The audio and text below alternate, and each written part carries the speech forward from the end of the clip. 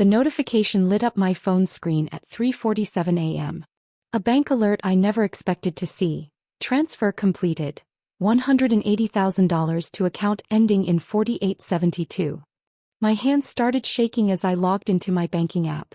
The investment fund I'd spent 5 years building, every extra dollar saved from countless overtime shifts and consulting jobs, was gone. Then came the text message, "Thanks for the startup money, sis. I knew you'd want to help your big brother's dreams." Face blowing a kiss. Marcus, my older brother, the golden child who could never do wrong in our parents' eyes, had just cleaned out my account. I sat in my dark apartment staring at the screen, remembering the family dinner just 2 days ago. Marcus had been unusually interested in my finances, asking about my investment strategies, my banking setup. I'd been proud to share, thinking he was finally taking an interest in something beyond his latest get-rich-quick scheme. "You really saved all that yourself?" he'd asked, feigning admiration. "No help from mom and dad?" "Unlike some people," I'd replied, unable to resist the dig. "I actually work for my money." He'd laughed it off, but there was something in his eyes I should have recognized. The same look he had when we were kids and he'd take my things, knowing our parents would always believe his excuses over my accusations. Now at 28 nothing had changed. Except the stakes. I immediately called the bank's emergency line, but I already knew what they'd say. Marcus had all my information, he was family after all. The transfer appeared legitimate. There was nothing they could do. My phone buzzed again. Another text from Marcus, "Don't bother calling the bank. Everything's legal. You should be proud, your money's going to make me rich. Just landed a job at Sterling Industries. Finally joining the corporate world just like you always wanted." Sterling Industries. The name hit me like a punch to the gut. The same company where I'd been secretly working for the past 3 years, building my way up from junior analyst to department head.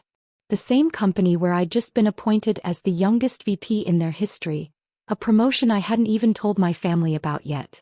My hands stopped shaking. A calm clarity washed over me as I opened my laptop and logged into the Sterling Industries system. As VP of Corporate Strategy and Talent Acquisition, I had access to all new hire information. There it was.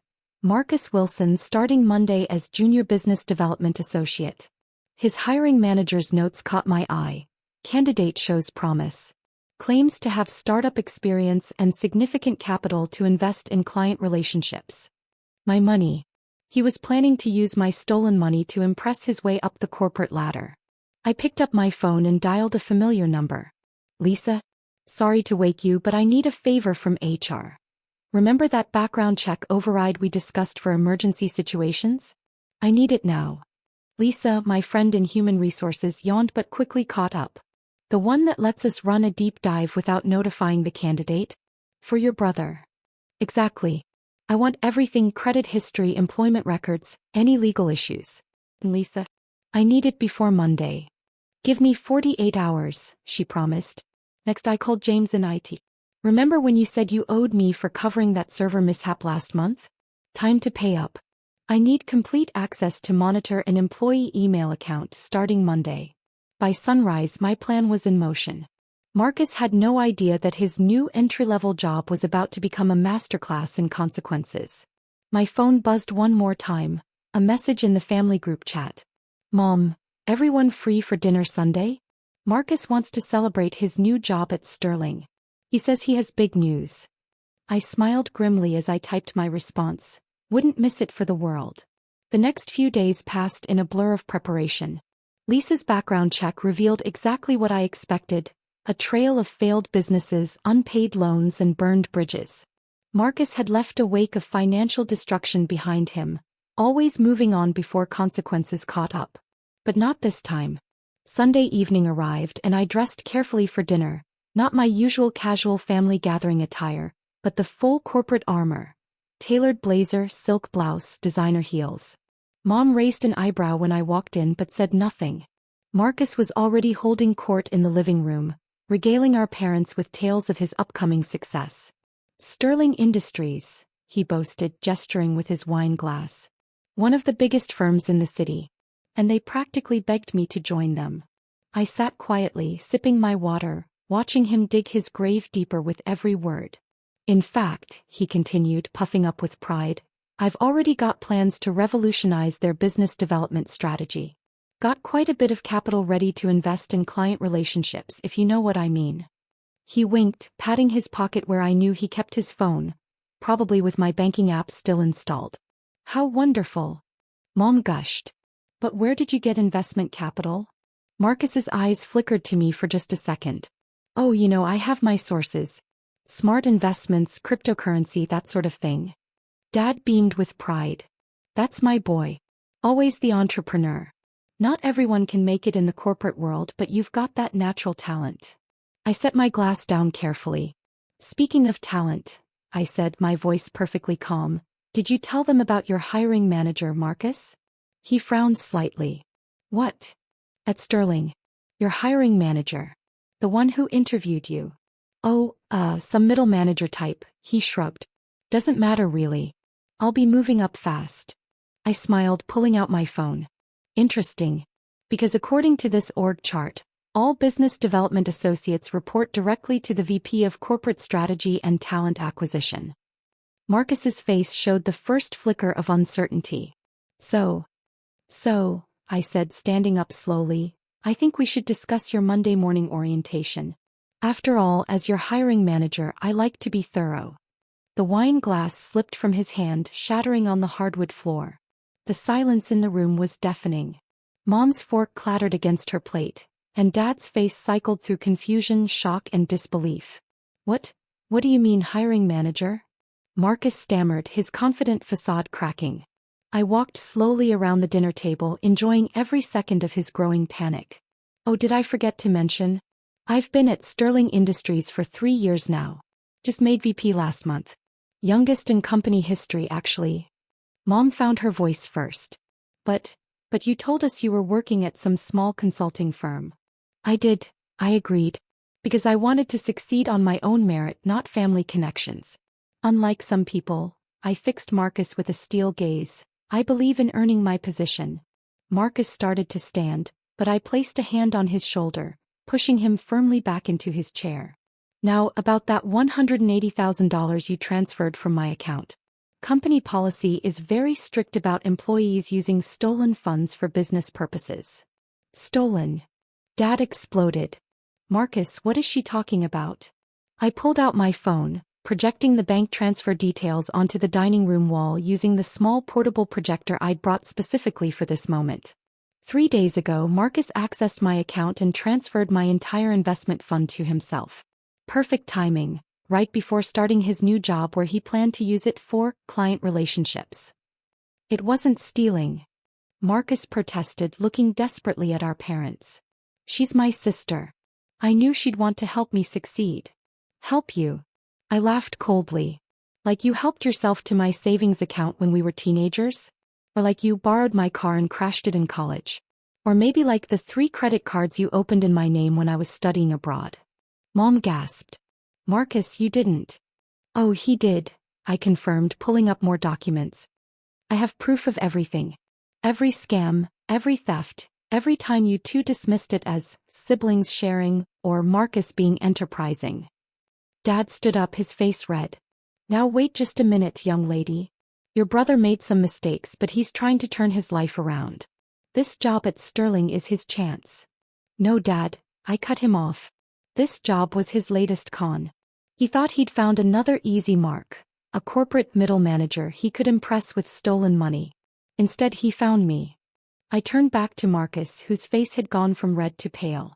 By the way, that background check you thought you passed? I ordered a new one. More thorough this time. Should be interesting reading for the board of directors. You can't. Marcus sputtered. Can't what? Fire you for lying on your application? For planning to use stolen funds for business purposes? For the 3 pending lawsuits you forgot to mention during your interview? I smiled. Actually, I can. In fact, as VP of Corporate Strategy and Talent Acquisition, it's my duty to protect the company from fraudulent employees. Mom burst into tears. Please, sweetie, don't do this to your brother. Family should help family. Family. I spun around, finally letting my anger show. Was it family when Marcus stole my college savings and you told me to understand because he needed it more? Was it family When he ruined my credit score and you said I should be more generous? Tell me, Mom, when has this family ever helped me? The room fell silent again, broken only by Mom's quiet sobs. My phone buzzed, an email from Lisa in HR. I opened it, reading quickly, then smiled. Well, this is interesting. Apparently, Marcus has been busy since accepting our job offer. He's already contacted 3 of our biggest clients, claiming to be a senior executive and soliciting private investment opportunities. Marcus jumped up, knocking his chair over. That's a lie. Really? I played the first voice message through my phone's speaker. Marcus's voice filled the room, smooth and confident, pitching some sort of exclusive investment opportunity to one of Sterling's oldest clients. Using a stolen identity to solicit fraudulent investments, I mused. That's not just a firing offense, Marcus. That's criminal. You're bluffing, he said, but his voice shook. You wouldn't send your own brother to jail. I stepped closer, lowering my voice. Try me. You stole my money, planned to use it to commit fraud at my company, and tried to scam my clients.